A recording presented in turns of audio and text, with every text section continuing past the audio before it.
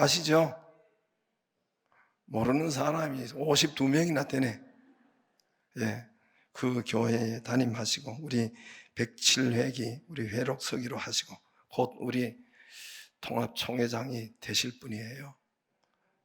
잘 봐두시기를 바라고 기도해 주시기를 바라고.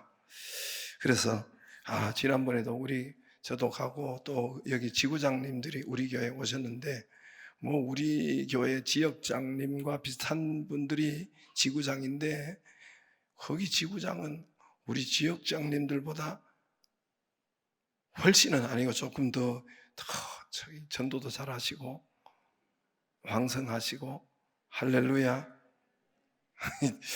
나는 교회 지구장이라고 아멘을 안 하네. 예, 그래 참 이 코로나 때도 부흥성장하고 참 활력 있게 이렇게 하는 데가 서원경 교회와 우리 교회밖에 없더라고요. 나오실 때 큰 박수로 우리 박수해 주세요.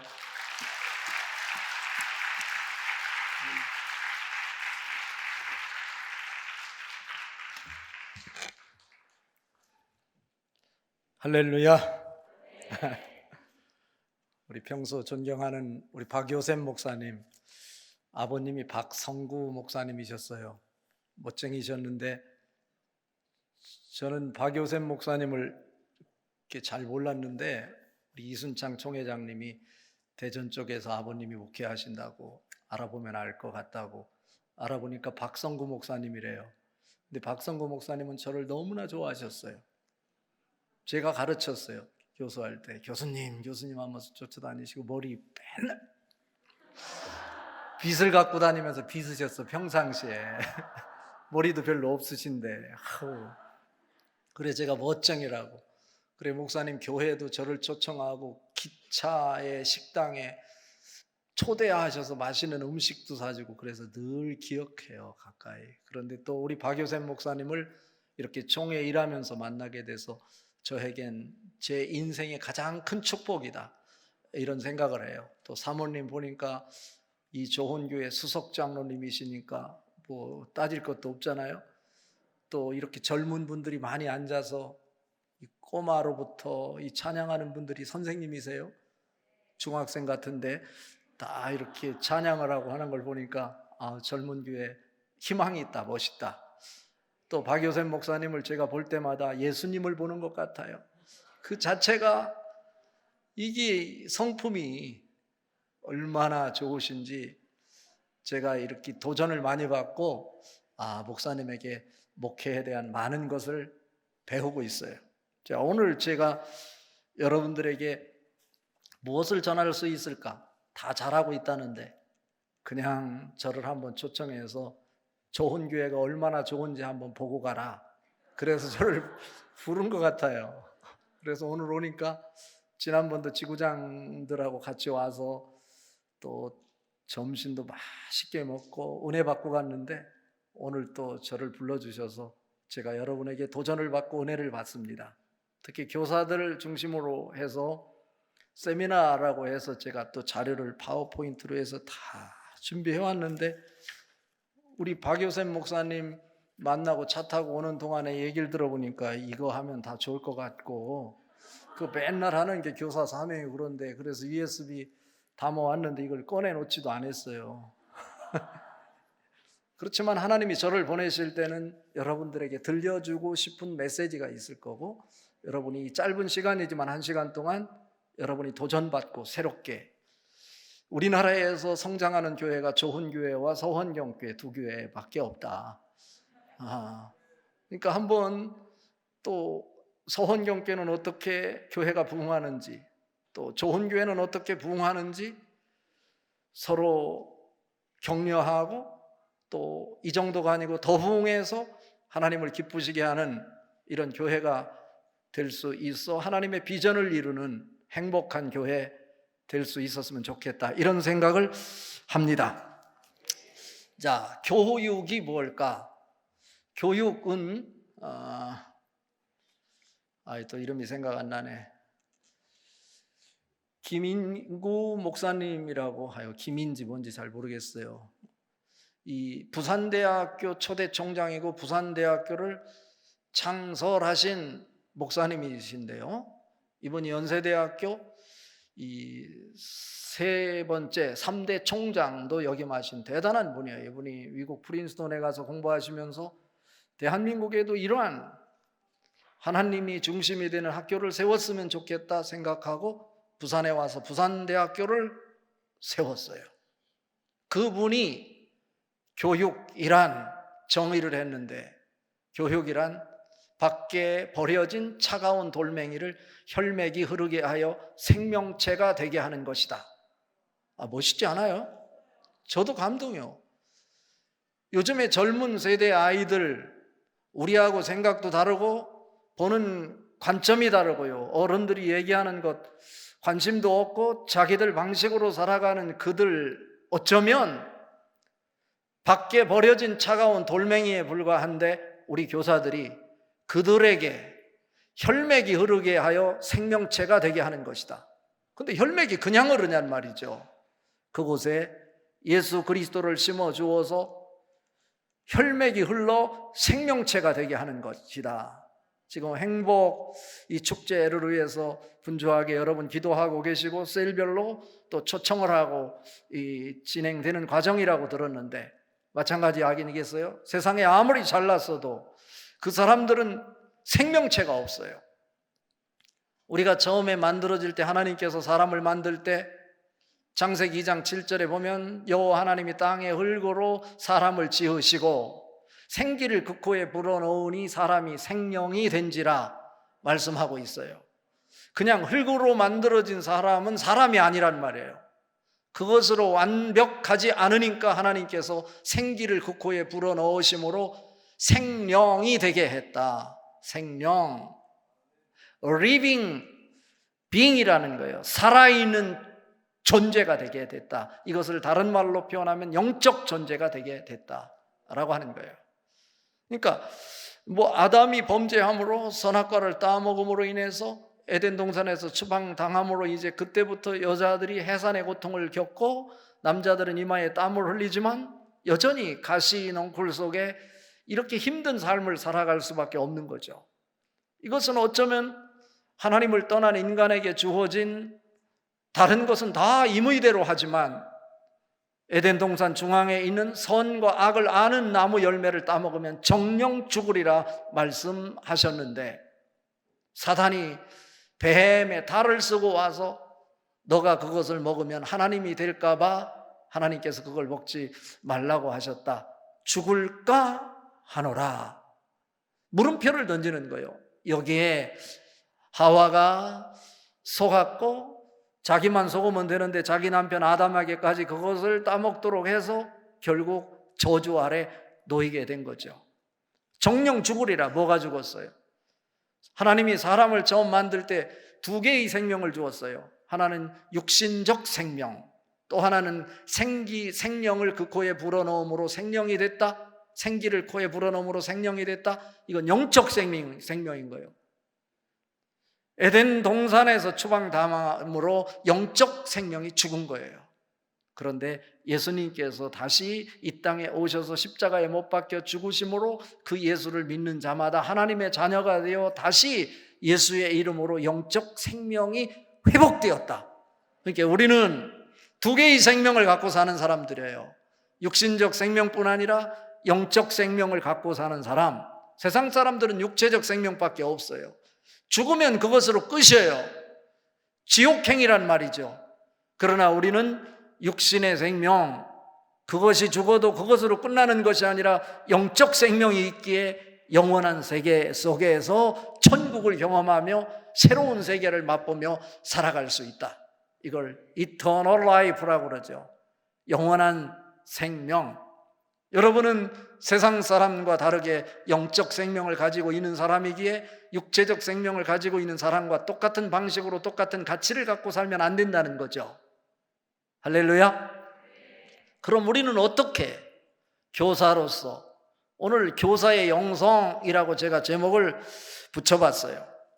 이 코로나 팬데믹으로 인해서 3년 동안 주로 온라인 예배, 이 좋은 교회는 현장 예배를 계속 드렸다고 그러는데 저도 특별히 강조한 것이 그거예요. 온라인 예배는 불가피한 전쟁 중에 예배 드릴 수 없는 상황 속에서 임시 방편으로 드리는 것이지 그건 온전한 예배가 될 수 없다. 예배가 되려면 기본적인 요소 중에 하나가 커뮤니케이션인데 코이노니아라고 하는 건데 온라인 예배를 통해서 어떻게 성도와 성도 간에 이 교제가 이루어지냔 말이에요. 하나님과 어떻게 교제가 이루어지냐 이거죠. 그것이 결여된 또 성만찬이 결여된 그 예배를 예배라고 할 수 없겠다. 목숨을 걸고 우리는 현장 예배를 통해서 하나님을 만나고 성도를 만나고 하나님과의 영적 교제와 성도와의 영적 교제를 통해서 진정한 예배가 무엇인지를 만들어내야 하는 것이죠. 하나님은 예배자를 세우시는 거예요. 근데 이제 교사 세미나니까 한 가지만요 얘기하려고 그래요. 우리 젊은 청소년들에게 이 목회 데이터 연구소에서 지용근 이 소장이 500명을 대상으로 조사를 해봤어요. 청소년들에게, 중고등학생들에게 너희들은 누구의 영향을 가장 많이 받느냐? 누구 영향을 가장 많이 받을 거예요? 친구. 어떻게 알았어요? 빨간 친구들? 아이고, 거짓말을 하면 안 돼요. 여기 조사한 거에 보니까 프로테저로 얘기한 건데요, 친구의 영향을 받는다는 사람은 10%밖에 되지 않았어요. 10%예요. 가장 많은 영향을 받는 게 누굴까? 교사, 부모가 아니고 모부요, 모부. 엄마 영향이 54%예요. 아버지가 33%, 목회자가 25%. 아유, 저는 이걸 보고 충격받았어요. 다 목사님 영향을 받는 줄 알았더니 25%예요. 그리고 교회 친구, 선후배가 24%, 교회 친구, 선후배. 그리고 학교 친구, 학교 선후배는 10%라고 하는 거예요. 자, 이것을 볼 때 우리 생각하고는 전혀 다르다. 이럴 때 우리가 주목해야 될 부분이 뭘까? 총회 107회기 주제가 복음의 사람 예배자로 살게 하소서예요. 그런데 예배가 살지 못하는 이유, 특히 예배 중에서도 가정 예배가 살아야 앞으로 다음 세대가 살 수 있다. 교회가 살 수 있다. 어떻게 해낼 거냐 이거죠. 평상시에 드리지 않던 가정 예배가 하루아침에 이루어지느냐? 이번 코로나로 인해서 부모를 떠나 있던 아이들이, 친구를 만나는 아이들이 친구를 만나지 못하니까 가정에서 시간을 많이 갖게 됐어요. 그래서 부모 영향을 더 많이 받게 되었는지 모르지만 그 가정에서 만나서 무엇을 할 거냐? 여기에서도 직분자들 한번 생각해 보십시오. 가정에서 매일 예배를 어떻게 드리느냐? 1시간 예배 드리라는 것 아니에요.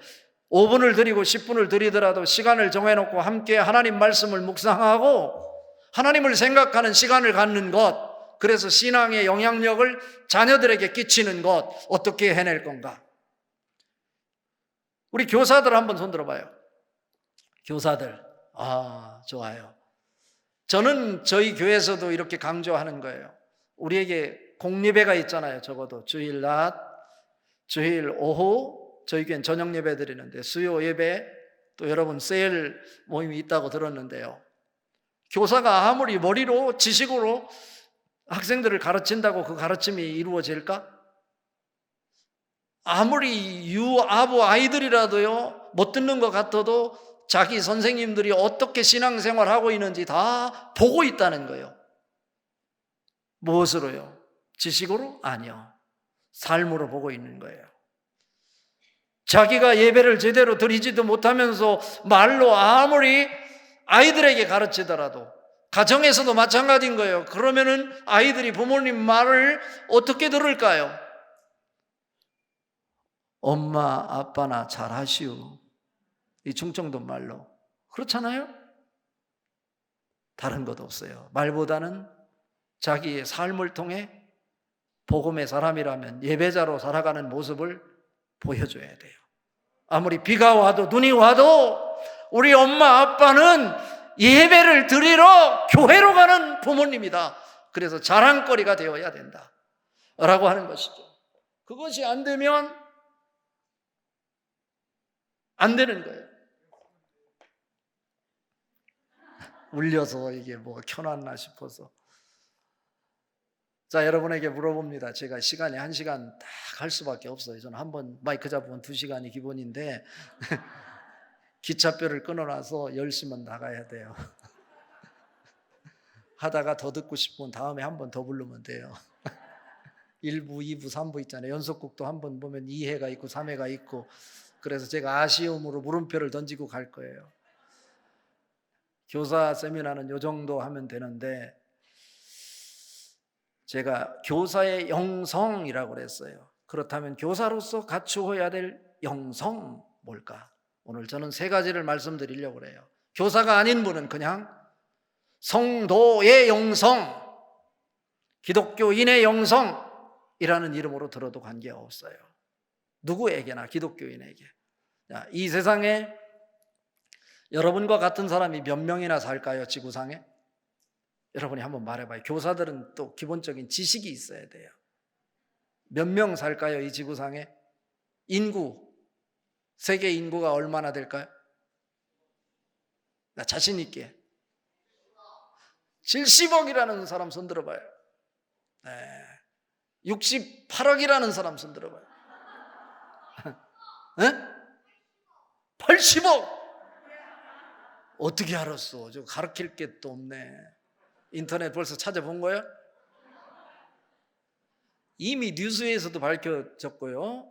여러분 사이트 중에 월드오미터라고 하는 사이트를 들어가 보면 지금 현재 세계 인구가 몇 명인지 주유소 미터기가 돌아가듯이 계속 돌아가요.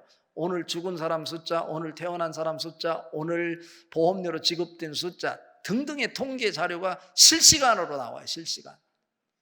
그런데 지금 이미 80억이 넘었고요. 80억 250 몇만이에요. 지금 돌아가는 것이 80억이 넘었다고. 그렇다면 이 80억이 이 땅에 왜 왔는가? 사람으로 왜 태어났는가? 이유가 있지 않겠어요? 그런데 이 세상에 사는 80억이 넘는 사람들 그 누구도, 이것은 예수를 믿는 사람이건 믿지 않는 사람이건 관계없어요. 자기가 원해서 이 땅에 태어난 사람은 아무도 없다는 거예요. 혹시 자기가 원해서 이 땅에 태어난 사람 있으면 빨리 손 들어봐요. 응? 포상을 해줘야 돼. 스위치가 5개가 있는데 그 중에 나는 3번을 눌러서 대한민국의 한국 사람으로 태어났다라고 말하는 사람 아무도 없단 말이에요. 태어났고 보니 내가 대한민국 그 중에서도 시흥의 좋은 교회 성도로 있게 된 거예요. 그렇다면 우리는 누군가가 나를 내 의지와는 관계없이 이 땅에 보내셨기에 나는 이 땅에 존재하는 것이다. 이것은 예수를 믿는 사람이건 믿지 않는 사람이건 관계없이 객관적으로 인정할 수밖에 없는 거예요. 이것은 하나님께서 당신의 뜻을 나를 통해서 이루시기 위해, 당신이 모든 것 다 할 수 있지만 당신이 직접 하시지 않고 자기가 원하는 것, 소원을 주어서 그 열정으로 그 일을 하도록 나를 돼지로 보내지 않고 고양이로 보내지 않고 사람으로 이 땅에 보내셨다. 아멘. 제가 성경 구절 막 근거 될 거예요. 빌립보서 2장 13절에 보면 너희 안에서 행하시는 이는 하나님이시니 자기의 기쁘신 뜻을 위하여 너희로 소원을 두고 행하게 하시나니. 너희 안에서 행하시는 이는 누구라고요? 하나님이라고. 당신의 소원을 이루시기 위해서 우리에게 소원을 주어서 이 땅에 우리를 보내주셨다 이거예요. 그리고 빌립보서 2장 18절에 보면 이와 같이 너희도 기뻐하고 나와 함께 기뻐하라. 전에는 좋은 일 있을 때 다 혼자 기뻐했는데 하나님께서 나에게 당신의 소원을 주어 이 땅에 보냈는데 나로 하여금 하나님이 원하는 그 소원을 갖고 하고 싶은 일이 생기는 거예요. 그런데 그것이 내 야망인가, 하나님이 원하시는 하나님의 뜻인가를 분별해낼 수 있어야 돼요. 그래서 그 하나님의 뜻을 이루기 위해서 나를 이 땅에 보내셨다. 빌립보서 1장 6절에 말하잖아요. 너희 안에서 착한 일을 시작하시니가 그리스도의 예수의 날까지 이루실 줄을 우리는 확신하노라. 이미 우리 안에서 착한 일을 시작하시니가 있대. 착한 일이 뭐예요? 하나님이 나를 통해서 이루시려고 하는 하나님의 소원 아닐까요? 하나님의 비전 아닐까요? 그 비전을 이루지 못하고 죽는 사람이 이 세계 지구상의 80억 중에 거의 80 몇 프로, 90%가 그 하나님의 비전을 보지도 못한 채 죽는다는 거예요. 얼마나 불행한 걸까요? 내가 태어난 이유가 다른 데 있지 않고 하나님의 비전을 이루어내기 위한 도구로 세상에 태어났는데 하나님의 비전도 보지 못한 채, 예수도 발견하지 못한 채, 하나님도 알지 못한 채 세상에서 살아가다가 죽는다면 이 세상에 태어나지 말았어야지. 하나님의 뜻을 헤아리지 못하고 사는 것 가장 불쌍한 거예요. 여러분 모두는 어떤 상황 속에서라도 하나님이 나를 통해서 이루시려고 하는 비전이 무엇인지를 발견할 수 있기를 바랍니다. 그 사람은요, 나이가 들더라도 머리가 희끗희끗 세워지더라도 하나님의 뜻을 발견하면 그 사람은 행복해요. 늙는 것이 두렵지 않고요, 기쁨이 있고 감사가 있고 하나님의 은혜가 있고, 그래서 사는 인생이 신나는 거예요. 그런 은혜가 우리 교사들에게 충만할 수 있기를 바랍니다. 자, 그렇다면 오늘 말씀을 통해서 세 가지 영성을 말씀드릴 건데, 교사가 하나님의 비전, 하나님의 뜻을 이루는 자가 되어야 될 건데, 그 교사 중에 하나도 바로 그 일인 거예요. 하나님이 나로 교사로 세워주셔서 불러주신 거예요. 그렇다면 나를 통해서 하나님이 가르치고 싶은 것을 나에게 소원을 주어서 그것을 아이들에게 가르쳐서 아이들에게도 하나님의 비전을 받고 그 비전을 위해서 살 수 있도록 만들어내는 것, 이게 바로 교사. 서두에서 말씀드렸듯이 하나님을 알지 못하고 세상에 버려지운 차가운 돌덩이였는데 우리가 그들에게 혈맥이 흐르게 하여 생명체가 되게 만드는 것. 혈맥은 그냥 흐르지 않아요. 세상의 지식으로 만들어지지 않고 세상의 가치와 논리로 만들어지는 것이 아니라 오직 죽음을 극복하고 생명을 주신 예수 그리스도가 들어갈 때만 혈맥이 흐르게 되고 생명체가 되는 줄 믿습니다. 자, 이것을 어떻게 만들어낼까? 그래서 첫 번째 우리에게 요청되는 것이 영적인 전문성이다 라고 하는 거예요. 교사가 되려면 이유를 막론하고 영적인 전문가가 되어야 돼요. 왜? 하나님이 사람을 만들고 처음에 우리에게 하나님의 생기를 불어넣으심으로 비로소 우리가 영적인 존재가 되었기 때문에 그 분야에 있어서 내가 영적인 존재, 영적인 전문성을 갖춰야 돼요. 아무리 예배를 해도, 아무리 똘똘해도, 세상에서 좋은 일을 해도 종교로서의 가치를 가지려면 전제 조건이 있어요. 그건 뭐냐면 유한한 우리 인간이 어떻게 하면 무한한 신과 만날 수 있는지 연결고리를 만들어낼 수 있을 때 종교로서의 가치가 있는 거예요. 불교가 됐든 2단이 됐든 3단이 됐든 우리 기독교도 마찬가지로 아무리 탁월한 종교다, 생명의 종교라고 하더라도 유한한 인간이 무한한 신과 연결하는 연결고리를 말하지 못하면 그건 종교 자체가 되지도 않는다니까요. 어떻게 그 연결고리를 찾을 수 있을까? 여러분은 해답을 할 수 있어야 돼요. 그것을 모르고 어떻게 아이들에게 무엇을 가르칠 수 있단 말인가요? 자, 먼저 오늘 1절 말씀 같이 읽어봅시다. 그러므로 형제들아, 내가 하나님의 모든 자비하심으로 너희를 권하노니 너희 몸을 하나님이 기뻐하시는 거룩한 산 제물로 드리라. 이는 너희가 드릴 영적 예배니라. 자, 기본적인 전제가요, 하나님은 영이시라는 거예요. 그렇다면 영이신 하나님을 만날 수 있는 접촉점을 찾으려면 내가 영적인 존재가 되어야만 영이 영과 만날 수 있는 거예요.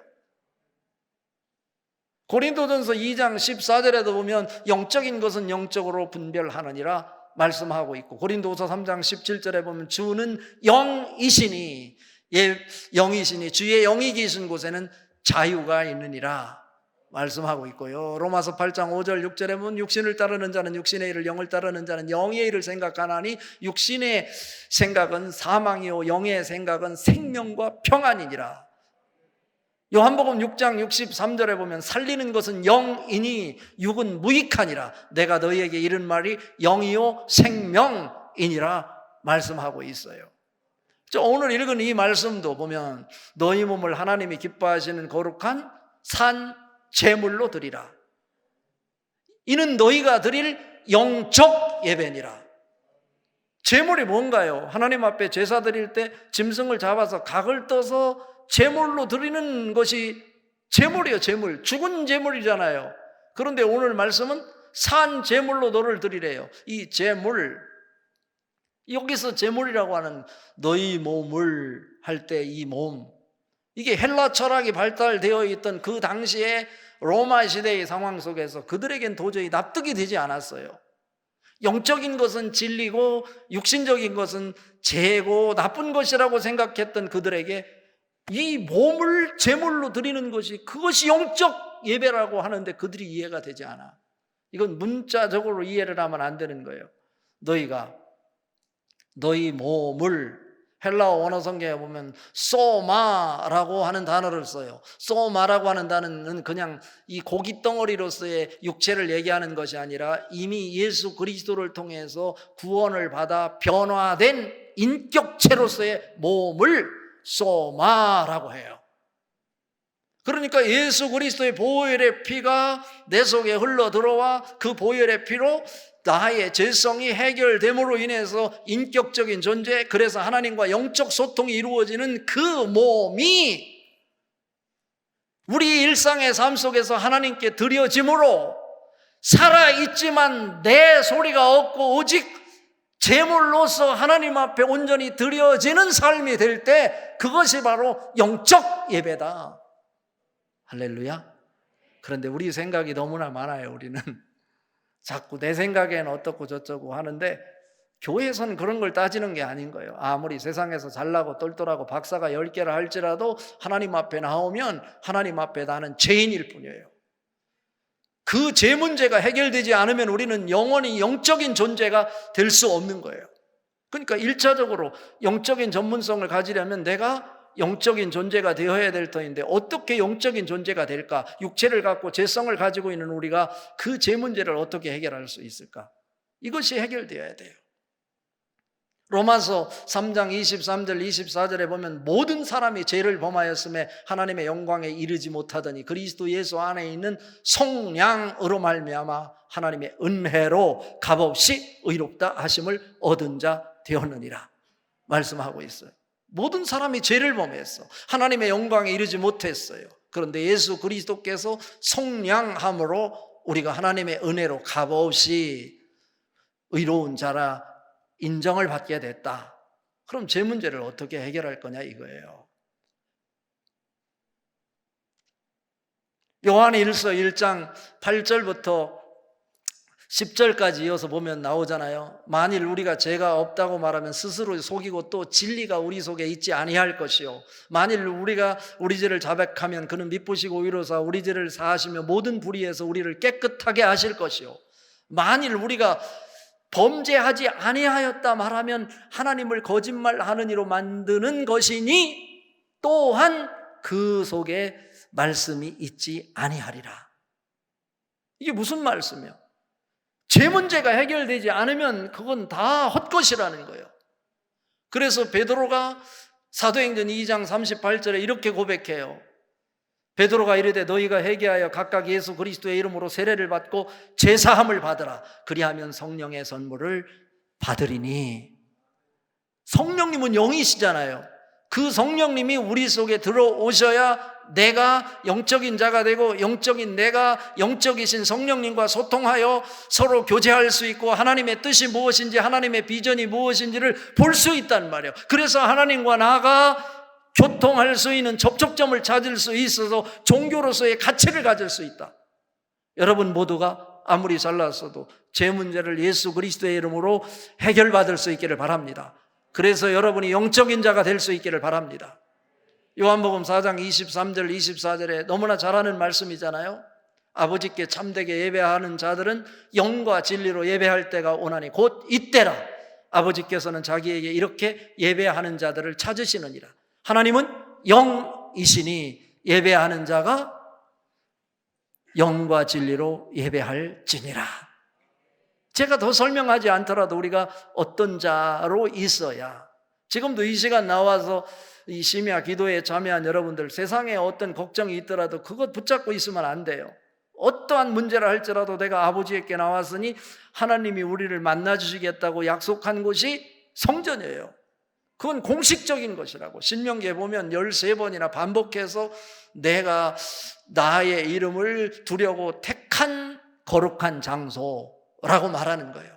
그래서 여러분이 이 죄 문제를 해결하고 여러분이 제한된 우리 시야로 보는 이러한 육체적인 육신적인 세상에 국한해서 사는 사람이 아니라 이 육체를 뛰어넘는 시공을 초월하는 영적 세계를 넘나드는 영적인 사람 될 수 있기를 바랍니다. 하나님은 영이신데 내가 영적이지 않고 여전히 육신적인 생각으로 살아가면서 어떻게 아이들에게 영적인 세계를 가르칠 수 있어요? 이건 학문으로 되지 않아요. 지식으로 되지 않아요. 오직 하나님의 영으로 되는데, 이것은 내가 제 문제를 해결하는 회개가 있을 때 성령님이 내 속에 들어오시고 성령님이 내 속에 들어오셔서 나와 영적인 나와 연합할 때 내가 하나님의 뜻에 묶여 내 뜻대로 사는 것이 아니라 하나님의 뜻을 향해서 달려가게 되는 것이죠. 그 축복이 여러분에게 있어지기를 바랍니다. 과학이 밝힙니다. 우리가 눈으로 보는 이 세계는 20%밖에 볼 수 없다고. 그럼 20% 가지고 여러분 경쟁하시겠습니까? 영적인 세계는 80%예요. 80%.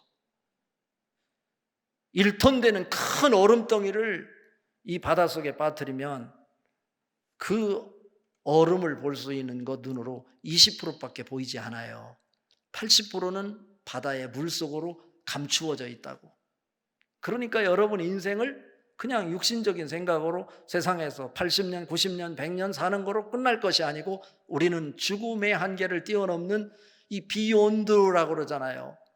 이 세계를 넘어서는 beyond this world, 이 세계를 초월하는 그 세계가 무엇인지를 우리는 영적 지식으로 경험할 수 있어야 되고, 세상 사람들은 최고의 학문으로 이 세상의 지식을 말하지만 우리는 그 20% 수준에 머무는 것이 아니라 20%를 뛰어넘는 그들이 학문으로 접근하지 못하는 영적 세계를 경험하고 영적 세계를 말할 수 있는 사람, 그 사람만이 기독교인이라고 할 수 있고 하나님의 사람이라고 할 수 있고 교사가 갖추어야 될 기본적인 영성이다 라고 하는 거예요. 그 은혜가 여러분에게 넘쳐날 수 있기를 바랍니다. 자, 봐요. 제가 두 번째, 세 번째 할 건데 이제 중간으로 이런 얘기, 기적이 나타나고 하늘나라에서는요, 상식이지만 우리에겐 기적이라고 하죠. 저희 집에서 강아지를 키웠어요. 돌아가셔서 제가 장례식까지 치러드렸는데, 그래서 몇 년이 지났는데도 저희 집사람, 저희 아이들은 여전히 제키 이름을 대면서 눈물을 글썽이고 막 울어요. 이제 앞으로 교회에서도 강아지 장례식을 치러야 될 분위기예요. 애견용을 키우는 사람이 1000만 명이 넘어섰다고 하고, 그 슬픔에 빠져서 교회 아는 권사님 전화해서 권사님 무슨 일이냐고 그랬더니 우리 집 애가 죽었어. 무슨 소리냐고 얘기하다 보니까 강아지가 죽은 걸 우리 애라는 거예요. 자, 이런 상황 속에서 강아지가요, 강아지의 범주가 있어요. 짐승의 범주가 있단 말이에요. 그리고 사람의 범주가 있고 이 위에는 영적인 하나님의 세계가 있어요. 이런 얘기, 영적 얘기를 제가 해야 되는데 시간이 없어서 못하는 거예요. 이것만 가지고도 제가 10시간 강의해야 되는데 다 생략하고, 강아지가 볼 때요, 제가 밥을 먹고 있는데 갑자기 뒤로 벌렁 넘어지더라고. 그래서 제가 강아지에게 물어봤어요. 왜 그렇게 놀라는 거야? 그랬더니 강아지가 저에게 말하기를, 어떻게 젓가락으로 밥을 먹을 수 있냐는 거예요. 우리가 볼 때는 젓가락으로 밥을 하나도 집어서 먹잖아요. 그건 상식 커먼 센스인데 강아지가 보니까 주둥이로만 밥을 먹는 강아지가 젓가락으로 밥을 먹는 거 보니까 그건 기적인 거예요. 우리가 볼 땐 상식인데 마찬가지라는 거예요. 우리가 볼 때는 기적처럼 느껴지는 것, 불치의 병을 치료하는 것, 죽은 자를 살리는 것, 죽은 자가 죽는 거로 끝나지 않고 영원한 세계로 영생하는 것, 하나님 나라에서는 상식인데 우리가 볼 때 기적이다. 범주가 다르다는 거예요. 짐승의 범주, 사람의 범주, 하나님이 계신 영적인 존재의 범주, 우리가 생각하는 상식 세계를 가지고 이 세상을 살아갈 것 같으면 종교가 왜 필요하냐고요.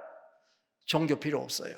우리는 우리 경험, 지식으로 접근할 수 없는 영적 세계, 내가 제 문제를 해결하고 십자가를 품고 하나님의 자녀가 됨으로 영적 세계를 경험할 수 있는 여러분이 되어야 영적 세계를 가르쳐 기독교가 무엇인지 아이들에게 전달할 수 있다, 이런 말이에요.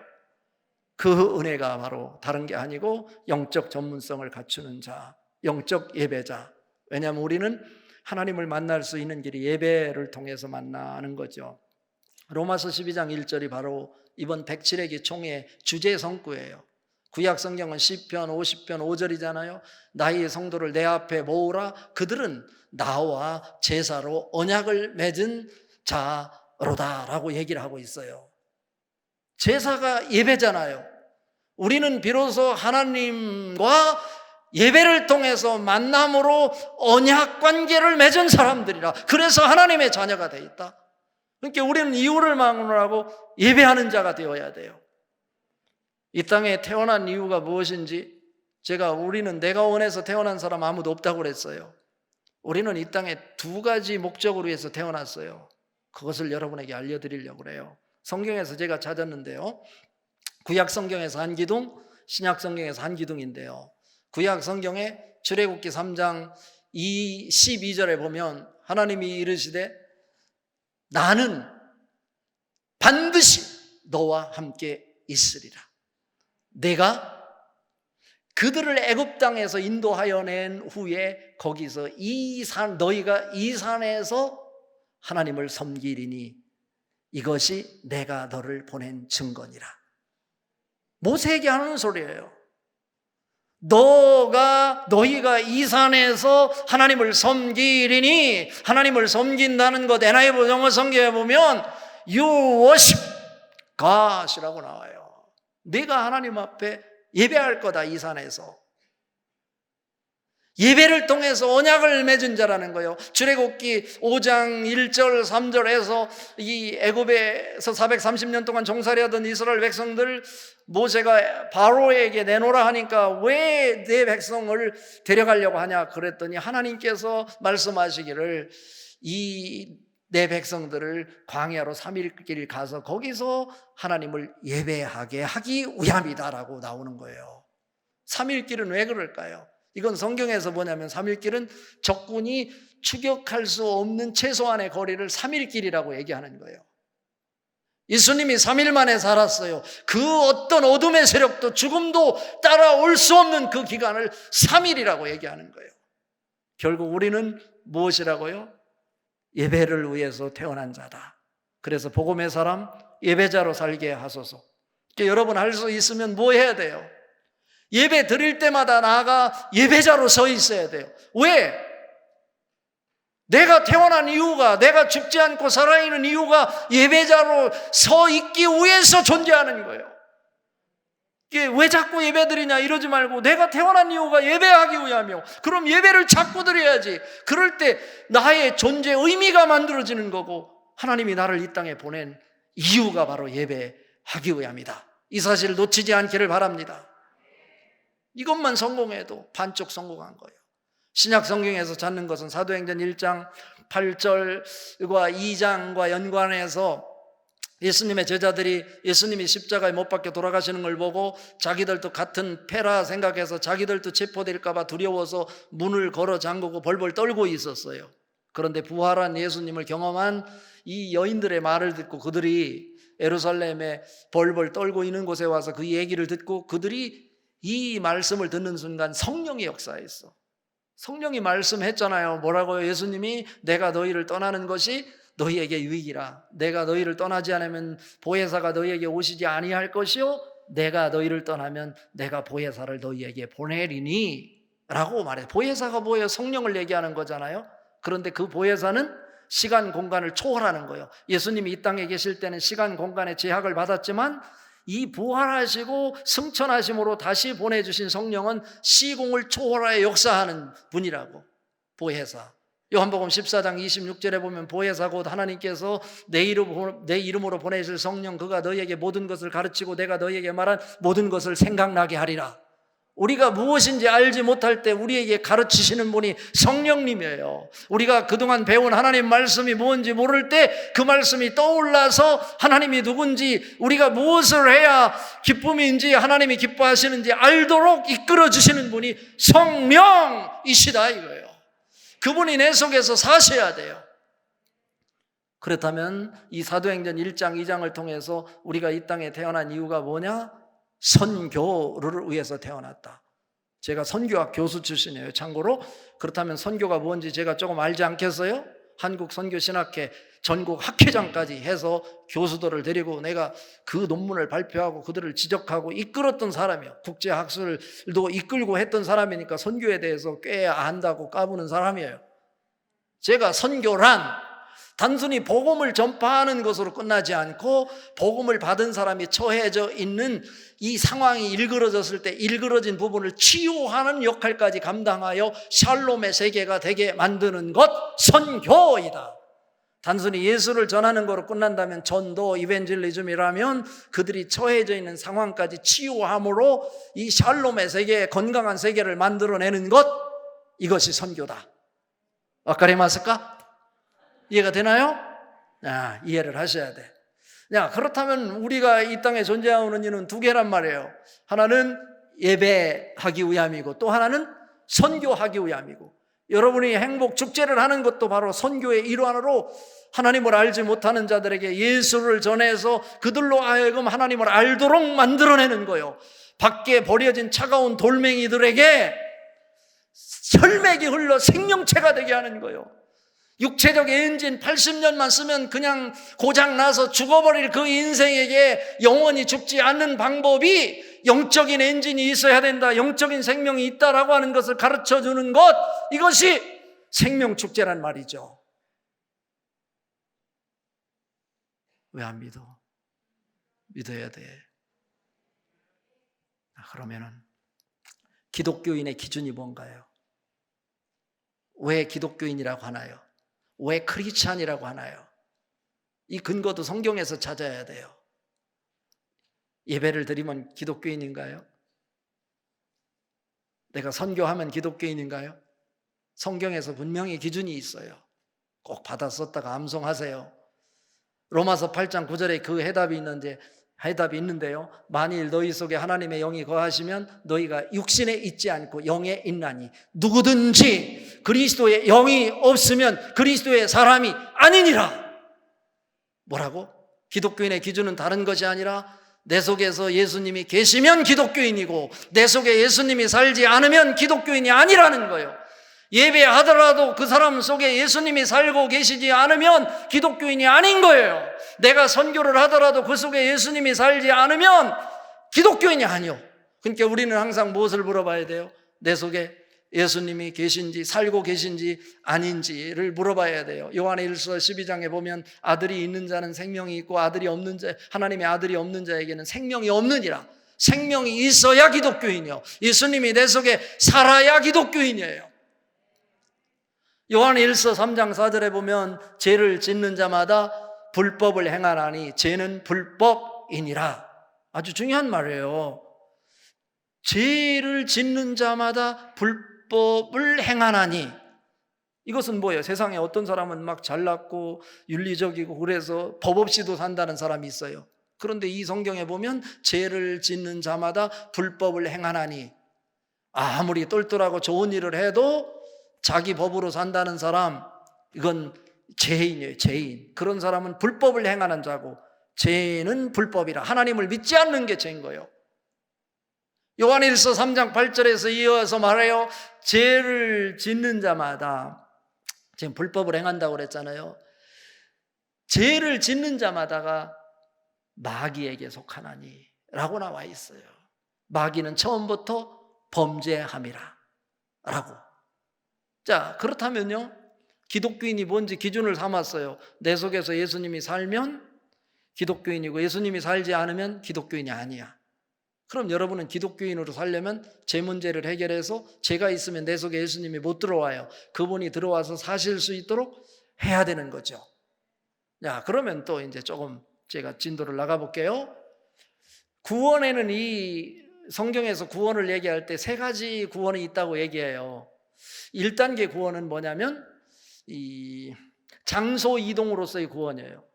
애굽에서 이스라엘 백성들이 430년 있을 때 모세를 통해서 너희들은 애굽에 있을 사람이 아니다. 하나님이 약속해 준 젖과 꿀이 흐르는 가나안 땅에 있어야 된다 해서 모세를 통해서 애굽에 있는 사람들을 홍해 사건을 통해서 광야 40년을 거쳐서 장소 이동을 시킨 거예요. 이것이 구원이란 말이에요. 1차적인 구원. 우리는 장소 이동을 한 사람이요. 세상에서 하나님이 뽑아서 교회 공동체에 옮겨 놓음으로 우리는 기독교인이 된 거예요. 구원을 받은 거예요. 1차 구원을. 2차 구원은 뭐냐면 신분 이동이에요. 신분 이동. 세상을 주인으로 모시던 사람들이 예수님을 주인으로 모심으로 하나님의 자녀가 됨으로 신분 이동이 됐어. 이게 구원이에요. 2차 구원이에요. 2차적인 구원. 요한복음 1장 12절 13절에 보면 영접하는 자 곧 그의 이름을 믿는 자들에게는 하나님의 자녀가 되는 권세를 주셨으니 이는 혈통으로나 육정으로나 사람의 뜻으로 나지 아니하고 오직 하나님께로부터 난 자들이니라 말씀하셨어요. 그래서 우리가 뭐를 했어요? 하나님의 자녀가 됐어. 신분 이동이 됐다고. 세상이 주인이 되는 사람이 예수 그리스도를 믿음으로 인해서 하나님의 자녀가 됐어. 신분이 이동됐어. 이것까지는 좋아요. 다 이루어졌어요. 우리에게. 제일 중요한 건 세 번째 구원이에요. 생각 이동이에요. 생각 이동. 생각 이동이 이루어지지 않으면 그 사람은 온전한 구원을 이룬 사람이라고 할 수 없어요. 설교 말씀을 하면 우리 속에는 막 갈등이 있어야 돼요. 왜? 내가 살아가는 삶의 기준이 있는 건데 설교 말씀, 성경 말씀은 내 생각과 다른 이야기를 하고 있어요. 그럴 때 나에게 고민은 뭐냐면 하나님 말씀대로 내가 받아들일 건가? 내 생각을 고집할 건가? 이런 갈등이잖아요. 내가 지금까지 살아온 문화, 윤리, 전통 속에 이것이 진리라고 생각했는데 성경 말씀을 통해서 목사님이 전하는 말씀은 그게 아니라고 하나님 말씀을 전하는데 하나님 말씀을 받을 거냐? 내가 생각한 진리를 고수할 거냐? 갈등이 일어난다고. 이 갈등 속에 우리는 하나님 말씀을 선택해야 돼요. 우리가 예배는 잘 드리고 있지만 세상에서 사회적 신뢰도가 코로나 전에는 32%였는데 코로나 기간 동안에 21%로 전락했다. 그건 뭐예요? 세상 사람들이 적어도 기독교인들에게 기대를 거는 것이 있는데 나는 못 살아도 너희들에게는 적어도 이 정도는 돼야 되겠다고 기대하는 것이 있는데 그대로 살지 못하고 세상에 사는 사람이나 교회 다니는 사람이나 똑같이 세상 방식을 가지고 세상의 가치를 가지고 자기밖에 모르고 돈 버는 일에 혈안이 되어 있고 이런 사람에게 희망을 걸 수 없다는 거예요. 그러니까 믿을 수 없겠다는 거예요. 너희들 신뢰할 수 없겠다는 거예요. 우리가 하나님 말씀을 들으면 아멘은 하지만 세상에 가서 세상 사람들과 똑같이 산다면 그 사람은요 생각 이동이 안 된 거예요. 생각 이동이 제일 중요한 거예요. 여러분 세상에서 성공하십시오. 똘똘한 사람이 되십시오. 그러나 하나님 앞에 나와 예배 자리에 서면 여러분은 죄인으로 서십시오. 종으로 서십시오. 하나님을 주인으로 모십시오. 목사님을 통해 선포되는 말씀을 하나님의 말씀으로 받으십시오. 그리고 그 말씀을 삶 속에 실천하고 하나님 말씀이 여러분 인생의 나침판이 되게 하십시오. 내 생각으로 사는 것이 기독교인의 모습이면 안 되는 거예요. 하나님 말씀을 들었으면 일주일 동안 예배당 나가면 내 방식으로 사는 것이 아니라 하나님 말씀대로 살려고 영적 실험하며 사는 모습이 세상 사람들에게 보일 때 저들은 우리와는 뭔가 다르구나. 그들이 믿는 하나님이 어떤 자인지 나도 한번 알고 싶다. 소망을 갖게 되는 거예요. 그래서 전도가 되는 것이고 관계를 통해서 나도 교회를 가고 싶은 거예요. 전도한 사람, 교회 온 사람 통계 자료를 살펴보면 내가 예수 믿고 천국 간다라고 전도지 받고 온 사람 별로 없어요. 다 관계 속에서 저 사람이 좋아서 저 사람이 있는 하나님이라면 나도 한번 만나보고 싶어서 왔다 이러는 거예요. 이래서 여러분에게는 온전한 이러한 신분 이동뿐 아니라 생각 이동까지 있어서 온전한 구원이 만들어질 수 있기를 바랍니다. 아이고 벌써 시간이 다 됐어요. 두 번째 전문성은 뭐냐면 말씀의 전문성이에요. 3절 말씀 2절 말씀 같이 읽어봅니다. 너희는 이 세대를 본받지 말고 오직 마음을 새롭게 함으로 변화를 받아 하나님의 선하시고 기뻐하시고 온전한 뜻이 무엇인지 분별하도록 하라. 그렇다면 우리는 하나님의 은혜로 구원을 받은 사람이니까 내 뜻대로 사는 사람이 아니라 하나님의 뜻을 붙잡고 하나님 뜻이 무엇인지를 찾아서 하나님의 선하시고 기뻐하시고 온전한 뜻이 무엇인지 분별해낼 수 있는 영적 분별력이 있어야 돼요. 그런데 하나님의 선하시고 기뻐하시고 온전한 뜻이 무엇인지 어떻게 알아요?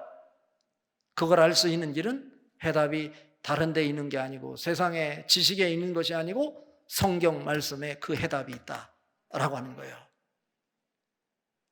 모든 성경은 하나님의 감동으로 된 것으로 디모데후서 3장 16절 17절에 나오잖아요. 모든 성경은 하나님의 감동으로 된 것으로 교훈과 책망과 바르게 함과 의로 교육하기에 유익하니 이는 이어서 뭐예요?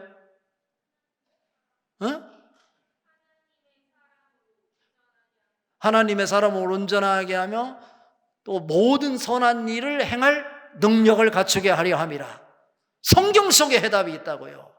히브리서 4장 12절 13절에 나오잖아요. 하나님의 말씀은 살아있고 활력있어 좌우의 날선 어떤 검보다도 예리하여 혼과 영과 및 관절과 골수를 찔러 쪼기까지 하며 또 마음의 생각과 뜻을 감찰하시나니 지으신 것이 하나라도 그 앞에 나타나지 않음이 없습니다.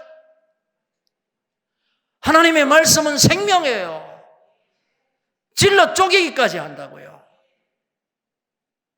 데살로니가전서 2장 13절에 보면 이러므로 너희가 하나님 앞에 끊임없이 감사하면 너희가 우리에게 들은 바 하나님의 말씀을 받을 때 사람의 말로 받지 아니하고 하나님의 말씀으로 받음이니 진실로 그러하도다. 이 말씀이 너희 믿는 자 가운데서 역사하느니라. 세상의 지식이 아니라 세상의 책이 아니라 하나님의 말씀은 하나님의 영으로 감동된 사람이 기록한 것이기에 내가 영적으로 감동되어 하나님의 말씀을 읽을 때 영적으로 하나님의 뜻이 무엇인지 분별할 수 있겠다는 거예요. 내 생각이 있어도 아이들이 성경 말씀을 듣더라도 그 말씀을 하나님의 말씀으로 받아들일 때 믿는 자 가운데서 그 말씀이 역사를 일으킨다 이거예요. 그래서 성경 말씀을 우리는 많이 읽어야 돼요. 저는요, 제가 신학대학교 교수할 때 어느 날 갑자기 우리 체포를 일주일에 2번씩 드리는데 제가 교수이니까 한 10분 전에 와서 묵상하고 나면 사회자가 와서 예배를 시작해요. 근데 어느 날 하나님이 제 뒤통수를 탁 때렸어요. 뭐라고? 너가 교수이지만 교수이 이전에 너가 목사가 아니냐? 하나님 말씀을 더 소중히 생각하고 예배를 중요하게 생각하지 않냐? 그래서 그때 제가 회개하고요, 예배 1시간 전에 와서 예배를 준비하자. 촛불 지르면 캄캄하고 불도 켜지지 않았어요. 1시간 동안 기도했어요. 그리고 그때부터 하나님의 사람은 하나님 말씀으로 사는 건데 신명기 8장 3절, 마태복음 4장 4절, 누가복음 4장 4절 이것을 신팔삼 느사사 마사사라고 하는 건데 너희가 떡으로만 살 것이 아니요 여호와 입에서 나오는 하나님의 말씀으로 살 것이라고 말씀한 거예요. 예수님이 시험 받으실 때도 그 말씀으로 물리쳤어요. 그렇다면 우리는 하나님 말씀을 먹어야죠. 그때부터 제가 성경 구절 암송하기 시작했어요. 하루에 성경 구절 한 절을 암송하지 않으면 내가 잠자리에 들지 않겠다. 침대에 올라가서 우리 집사람 확인하고 저는 성경 구절을 외우기 시작했는데 그것이 지금 20년이 넘어서 저는 성경 구절을요 3,000개 이상을 암송해요. 어디를 가더라도 저는 이거 한번 터지면 성령님이 역사해서 다 가르쳐줘요. 입만 열었다 하면 막 성경 구절이 한 10시간이라도 할 수 있어요. 그럼 오늘 또 이게 제가 차 못 놓치면 또 잘 데가 없잖아요. 그래서 이 정도 하는 거죠. 도전받으란 얘기예요. 교사들은 하나님 말씀을 가까이 해야 되고 성경 말씀을 암송해서 이 말씀하는 걸 선포하면 여기에 능력이 있고 생명이 있고 말에는 창조력이 있고 생명력이 있고 견인력이 있고 치유력이 있어요. 그래서 이사야 59장 17절에 보면 입술의 열매를 창조하는 나 여호와가 말하노라. 먼데 있는 자에게든지 가까이 있는 자에게든지 평강이 있을지어다 평강이 있을지어다 내가 그를 치료하리라. 고쳐주신다는 거예요. 우리가 항상 그런 의미에서 긍정의 말을 선포해요. 부정 얘기하지 마요. 부정적인 것이 보이거든 하나님 앞에 기도하십시오. 하나님 말씀은 긍정이고 창조예요. 제 에스더라는 사모님이요, 서울에 무슨 교회 사모님인데 옛날에 부산에 있었는데 부산 법대 나온 사모님인데 아이들을 성경 말씀으로만 이렇게 가르쳐야 되겠다고 성경 암송을 시켰어요. 아이들 3명인데 그 중에 하나는 큰애는 6살이고요 그 밑에 아이는 3살이고 이런데 큰 아이가 성경구절 300구절을 암송했대요. 3살짜리가 성경구절 12구절을 암송했대요. 놀라지도 않네. 성경을 하루에 한 구절 암송하면 1년이면 365구절이에요 165구절을 잃어버리더라도요 몇 구절? 200구절이 돼요. 10년만 하면 2000구절을 암송할 수 있어. 그거 절반만 해도 1000구절만 암송해봐요. 여러분, 목사라고 그러죠. 목사도 1000구절 암송하는 사람 우리나라에 3명밖에 없어요. 응? 실제로요. 없어요. 그렇다면 여러분은 어떻게 하시겠어요? 그 최세에서도 사모님이 아이들에게 성경으로 연구를 시켰어요. 어느 날 시골에 처갓집에 갔는데 자기 집 마을 거기에 송아지만한 큰 개가 막 으르렁대고 있으니까 이 서울에 사는 사모님이 개가 무서워서 벌벌 떨고 있는데 성경 구절 300구절을 암송하는 6살 먹은 진수가 그 지서대는 으르렁거리는 개를 향해요. 이 개는 참으로 강건하구나 외쳤더니 강아지 개가 꼬랑지를 탁 내리고 꼬리를 치더라는 거 아니에요? 하나님 말씀은 능력이 있다니까요. 믿어요. 세상 지식을 자랑하는 것이 아니라 우리는 하나님의 말씀을 자랑해야 돼요. 하나님의 사람은 떡을 먹고 사는 것이 아니라 하나님 말씀을 먹고 자라는 거예요. 그게 하나님의 사람이지. 매일 시간을 정해놓고 하나님 말씀을 읽으십시오. 암송하십시오. 그럴 때 여러분에게 능력이 나타나고 여러분의 삶을 변화시킬 거예요. 이 정도 하고 또 이것이 단순히 하나님 말씀만 아니고 이것이 하나님이 우리에게 혀에 동일하게 창조력, 견인력, 추진력, 치유력을 줘서 우리가 말하는 대로 이루어진다니까요. 민수기 14장 28절에도 보면 그러잖아요. 여호와께서 너희에게 이르기를 나의 삶을 두고 맹세하노라. 내가 너희에게 이른 말이 너희가 내게 이른 말이 너희에게 그대로 이루어지리라. 내 귀에 들린 대로 내가 너희에게 행하리니 이렇게 말씀하고 있어요. 이거 성경 구절을 제가 말과 관해서 257구절이 나와요. 다 암송했어요. 여러분도 긍정을 말하십시오. 축복을 말하십시오. 기쁨을 말하십시오. 그래서 저는 항상 이 하나님 말씀이 기준이 되되 이 세상을 살아가면서 무엇을 물어야 되냐면 두 가지를 물어야 돼요. 하나는 내가 하려고 하는 이것이 하나님이 기뻐하시는 일인가? 또 한 가지 물으면 이것이 이웃의 유익과 행복을 위한 길인가? 하나님은 이웃을 사랑해요. 그래서 함께 기뻐하기를 원한다니까. 그래서 두 가지를 묻고 답변해야 돼. 그것이 하나님 말씀이 기준이 될 때 두 가지가 나오는 거예요. 이 여러분의 말씀의 전문성을 갖추기를 바랍니다. 마지막 세 번째, 직업의 전문성이에요. 오늘 읽은 4절, 5절 말씀 같이 한번 읽어봅니다. 우리가 한 몸에 많은 지체를 가졌으니 모든 지체가 같은 기능을 가진 것은 아니니 이와 같이 우리 많은 사람이 그리스도 안에서 한 몸이 되어 서로 지체가 되었느니라. 목사님은요, 목회의 전문가예요. 또 신학을 공부하신 분이기에 신학의 전문가예요. 그러니까 여러분이 볼 때 이 하나님 말씀이 없는 사람은요, 자기가 세상 지식 가지고 자기가 목사님부터 더 뭐를 많이 아는 것 같고요, 많이 알 수 있어요, 세상 지식을. 그러나 적어도 이 강단에서 진행되는 모든 것, 하나님 말씀에 대해서 여러분이 터치하면 안 되는 거예요. 평가할 수도 없는 거예요. 왜냐하면 그 분야의 전문가예요. 치과 의사가 있는데 치과 병원에 가서 이렇게 하다가 말고 왜 그렇게 하냐고 내가 한번 해본다고 하면 그는 미친놈이라고 그러지. 마찬가지예요. 목회하는 건 목사님이 하는 거예요. 목회 영역이에요. 그런데 목사님은 여러분이 볼 때 어쩌면 세상에서 어리석은 사람처럼 보여요. 세상 물정은 몰라요. 또 실제로 모르고요. 그래서 여러분은 목사님 앞에니까 모르는 척하지만 40살만 넘으면 우리 아줌마 권사님들, 집사님들 자기들끼리 모이면 목사님 세상 물정도 너무 모른다고. 맞아 그 말이 많어. 세상 물정 다 알으면 목회가 되겠어? 하나만 잘 알아야지. 목사님이 목회의 전문가라면 여러분은 무슨 전문가예요? 여러분이 살아가는 세상 속에서 여러분의 직업의 최고의 전문가가 되어야 돼요. 그것을 발휘할 때 교사로서 의미가 있는 거지. 직장 생활도 제대로 못하면서 자기에 대한 달란트를 개발하고 발휘하지도 못하면서 내가 교사라고 아무리 떠들어대봤자 아이들이 아이고 내 인생이나 잘 살아라. 나는 너가 같은 사람 말을 믿지 않겠다 그러는 거예요. 자기 직장에서 최고의 전문가, 똑같은 직장인이라도 똑같은 전문가가 직장인이 아니고 그 분야의 최고의 전문성을 드러내는 자기만의 창조력, 독특함, 달란트가 있어야 돼. 그럴 때 하나님의 선한 능력을 드러낼 수 있고 하나님 앞에 크게 쓰임받을 수 있는 거예요. 어떤 사람은 이 IQ가 좋은 사람이 있어요. 수학을 잘하고 영어를 잘하고 그게 전문가 아니라고. 그 사람은 하나님이 그 달란트를 주어서 당신이 원하는 것, 그 분야를 통해서 영광 받으시기를 원해. 그것은 못하지만 내가 또 된장찌개를 잘 끓일 수 있어. 그건 하나님이 주신 거예요. 내가 또 다른 달란트를 가지고 일을 할 수 있다고. 그거를 잘 발휘해서 그 분야의 전문가가 돼야 돼. 한 가지 말씀드리면서 마칠게요. 이게 이제 일부 제가 10분의 1도 못 했는데 다음에 꼭 더 듣고 싶으면 목사님한테 사정해서 그 목사 한 번 더 불러봐라.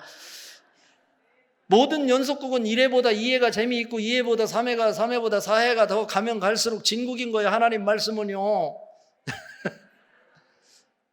여러분이 저에게 말씀을 더 많이 듣고 싶거든 교회를 바꾸자 그러라고 1년씩 서원경께 목사님 가서 1년 하고 내가 이쪽에 와서 1년 목회하고 1년 동안 누가 더 부흥시키나 해서 나중에 합쳐버려. 하나님은 한 분인데 뭐 따로따로 놀 거 있나. 제가 신학대학교 교수할 때 학생처장이었어요. 그런데 이 정읍에 사는 어떤 40살이야. 그때 나는 총각이었어. 제가 34살에 교수가 됐어요. 아주 빨리 됐다고요. 근데 그 사람이 40살 여름에 농사를 짓다가 너무 뜨거워서 밥 먹고 나가려다가 너무 뜨거워서 못 가고 그 마을 중앙에 있는 정자나무 밑에서 조금 쉬었다 가야 되겠다고 눈 붙이다가 그만 깜박 잠들었는데 하늘에서 아주 구름이 쫙 흘러나는데 변화산처럼 거기에 글씨 두 자가 크게 아주 선명하게 쓰여져 있어요. 글씨가 뭐냐면 그 자하고 전자 두 자가 딱 쓰여있더라고. 궁금하잖아. 그래서 이게 무슨 뜻인가 하나님 사인 같은데 그래서 저쪽에 목사님을 찾아갔어요. 교회로. 이게 이런 환상을 분명하게 봤는데 이게 무슨 뜻이냐 그랬더니 목사님이 이게 대낮에 무슨 봉창 두드리는 소리요. 나는 도저히 모르겠다. 그랬더니 이 친구가 헷가닥 해가지고 이게 무슨 뜻인지 기도원 가야 되겠다 하고 보따리 싸가지고 농사일을 짓고 하고 기도원에 갔더니 기도원에 약간 마시간 사람이 많이 있잖아요. 어떤 마시간 목사님을 만났는데 그것을 해석해 줬어. 그 그리스도를 전하는 자가 되라 해서 농사일 때려치고 신학교를 왔어요. 그런데 와서 신학교 1학년 2학기 때부터 필수 과목이 있어요. 1학년 2학기 때 신약 통독이 있어요. 2학년 1학기 때 구약 통독이 있고요. 2학년 2학기 때 구약 통독 2가 있고 3학년 1학기 때 헬라어가 있고 3학년 2학기 때 히브리어가 있어. 다 필수인데 다 F 맞는 거예요. 권총을 맞으니 이해가 되지 않는 거예요. 자기는 사인을 받고 신학교를 왔는데 왜 나에게 권총을 하나도 아니고 쌍권총을 차게 하는가 납득이 안 돼서 고민하다가 학생처장인 저에게 상담을 왔어. 그래서 어떻게 된 거냐 했더니 그 전 글씨를 본 거. 그래서 제가 뭐라고 그랬냐면 잘못 해석했다. 제가 캐나다 미국 갔더니요 나이아가라 폭포 있잖아요. 거기에 보니까 헬리콥터가 와서 화학약품으로 글씨를 쓰고 가더라고요. Welcome to Niagara Waterfall. 나이아가라 폭포에 오신 것을 환영합니다. 그런데 그 글씨가 30분 동안 안 지워져요. 그래서 그 글씨를 바라보면서 제가 뭐라고 외친지 아세요? 나이아가라 폭포잖아요. 나이아가라. 왜냐하면 말은 창조력이 있다고 했잖아요. 추진력이 있다 했잖아요. 견인력이 있다고 그러잖아요. 한번 나이아가라 외치는 대로 1년이 젊어진다고 생각이 들어서 나이아가라를 제가 100번 외치고 왔다고요. 사람들은 나보고 미친놈이라고 할지 모르지만 지들이 한국말을 알아들어? 나이아가라.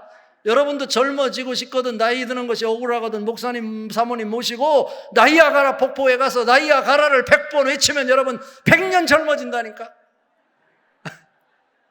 그때 그것이 떠올랐어요.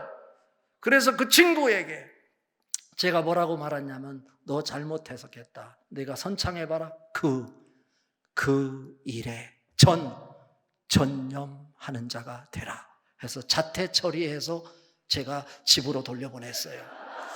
그래서 그 친구가 농사일을 하기 시작했는데 지금부터 코로나 있기 전까지 감사하다고 교수님 쌀을 2가마니씩 저에게 보내다 줬어요.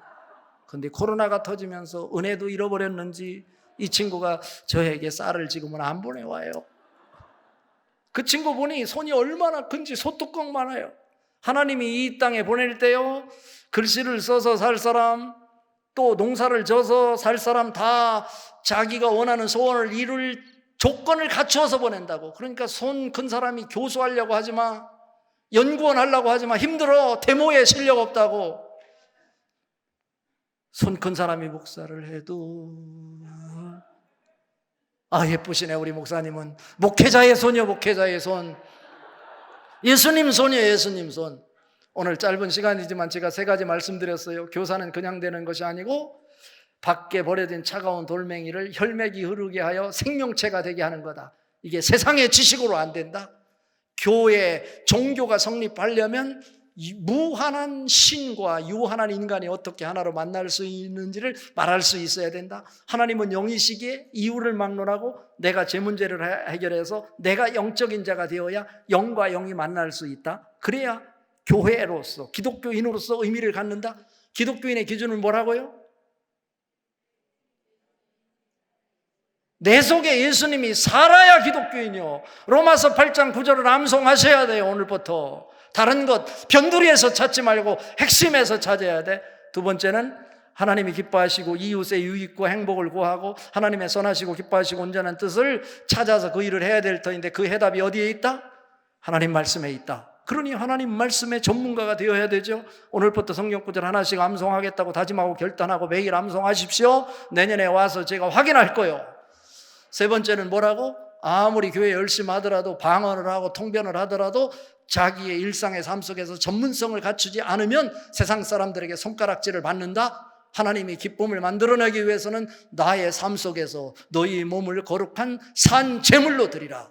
진정한 거룩한 삶을 만들어내는 사람이 될 때 우리는 교사로서의 온전한 삶을, 가르침을 만들어낼 수 있겠다. 그런 은혜가 여러분에게 넘쳐나기를 주님의 이름으로 축복합니다. 기도하겠습니다. 하나님 아버지, 감사합니다. 오늘 귀한 시간 하나님이 사랑하시는 박요셉 목사님 목회하는 좋은 교회 와서 교사들과 성도님들과 함께 말씀을 나눴습니다. 짧은 시간에 나눈 말씀이지만 이 말씀에 생명이 있게 하시고 능력이 있게 하시고 치유가 있게 하시고 기도할 때마다 내 속에 사시는 예수님 만나게 하여 주시옵소서. 교사가 있음으로 인해서, 셀장이 있음으로 인해서 좋은 교회가 더 부흥하고 성장하는 교회 되게 하여 주시옵소서. 감사하고 예수님의 이름으로 축복하고 기도합니다. 아멘.